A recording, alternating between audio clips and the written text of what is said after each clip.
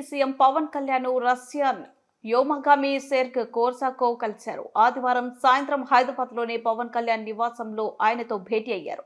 ఈ సందర్భంగా సెర్గ్ కోర్సాకోవ్ను పవన్ కళ్యాణ్ సత్కరించారు.